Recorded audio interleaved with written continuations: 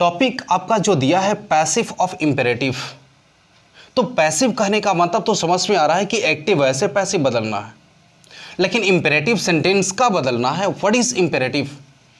तो समझिएगा, जब भी कभी आपका कोई सेंटेंस अगर मेन वर्ब से शुरू होने लगे ना, जब भी कभी आपका कोई सेंटेंस अगर मेन वर्ब से शुरू होने लगे ना, तो उस सेंटेंस को हम इंपेरेटिव सेंटेंस कहते हैं।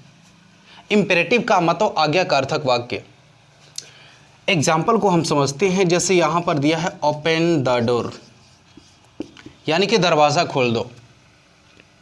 ओपन द डोर जो सेंटेंस है आपका, जो ये स्टार्ट हुआ है मेन वर्ब ओपन से।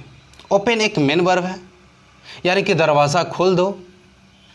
ओपन मेन वर्ब है, और जब सेंटेंस आपका मेन वर्ब से शुरू होता है ना, तो उसे हम इंपेरेटिव कहते हैं। मतलब जो आने वाला एग्जाम्पल है ये आपका इंपेरेटिव है। एक और एग्जाम्पल समझते हैं। अगला है हेल्प द पुअर। इसी एग्जाम्पल से समझते हैं हम।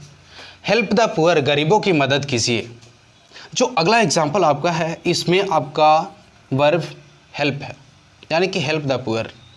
मतलब ओवरऑल समझते हैं हम कि जब भी आपका कोई सेंटेंस अगर मेन वर्ब से शुरू होता है ना, उसे हम इंपेरेटिव कहते हैं। तो देखिए दोनों एग्जाम्पल को देखते हैं यहाँ पर कि ओपन द डोर, दरवाज़ा खोल दो, इसमें ओपन जो है मेन वर्ब है। हेल्प द पुअर, हेल्प इसमें मेन वर्ब है। और जब आपके सेंटेंस अगर मेन वर्ब से शुरू होते हैं ना, तो उसमें दो सेंस का आना आवश्यक है, या तो ऑर्डर या तो एडवाइस।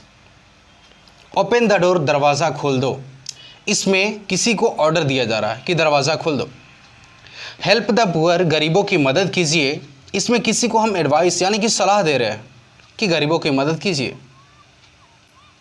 तो इसमें क्या डिफरेंशिएशन है कि पैसिव स्ट्रक्चर इसका हम देख रहे हैं कि जब आपके इंपेरेटिव सेंटेंस वाले वाक्य में अगर ऑर्डर रहेगा ना, तो उसको बनाने का तरीका है सबसे पहले लेट, तब जाके सब्जेक्ट, तब जाके बी, इसके बाद में वर्ब का थर्ड फॉर्म।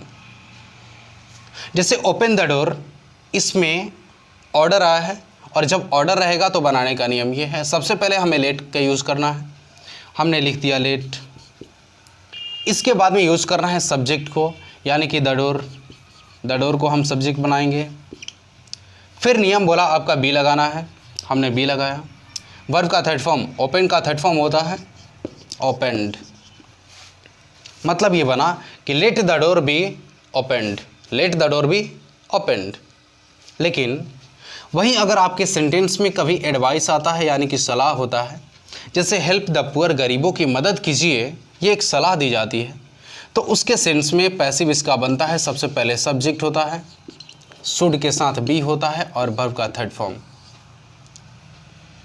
जैसे हेल्प द पुअर, सबसे पहले सब्जेक्ट पेश करेंगे, सब्जेक्ट इसमें है द पुअर, इसके बाद में है शुड बी, और वर्ब का थर्ड फॉर्म होता है क्या चीज़? हेल्प्ड, यानी कि the poor should be helped. मतलब ओवरऑल हम ये समझते हैं कि जब भी कभी आपके सेंटेंस में अगर कोई इंपेरेटिव सेंटेंस आया रहे, मतलब जब सेंटेंसेस आपके मेन वर्ब से शुरू होते हैं ना, तो या तो ऑर्डर होता है या तो एडवाइस होता है। और अगर ऑर्डर होता है तो बनाने का नियम लेट से है, और अगर एडवाइस होता है तो उसको बनाने का नियम आपके सब्जेक्ट शुड बी से।